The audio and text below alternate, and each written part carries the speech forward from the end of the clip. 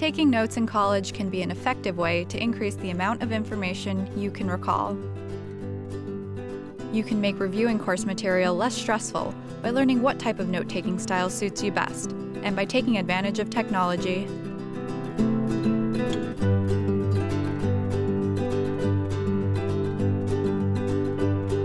Some common types of note-taking include outlines, writing on lecture slides, flowcharts, and mind maps.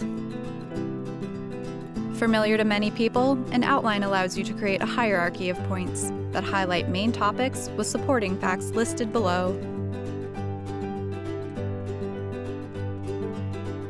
Either on a touchscreen device or on paper copies, writing on the slides associated with a lecture allows you to annotate details and other ideas discussed during class time.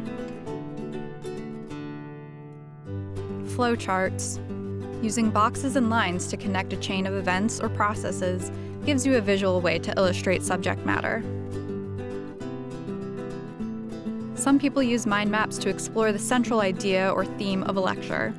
The theme is written on the center of the paper, and from there you can create branches of associated facts and topics that support the theme. Whatever system works best for you, here are some tips that can help you take more effective notes.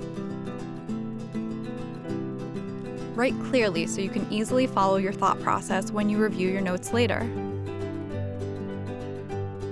Abbreviate using symbols and other techniques so you can write faster. And use a color coding system so you can quickly find the information you want later. There are also many note-taking apps out there. Some options include Evernote, Microsoft OneNote, Google Keep and Google Docs, Simple Note, and Airtable. The best note-taking apps are easy to use and help you organize information within your notes and within the app, so it's easy to find.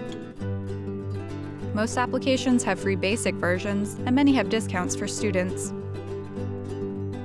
You should experiment with what works best for you, even if that's sticking to pen and paper.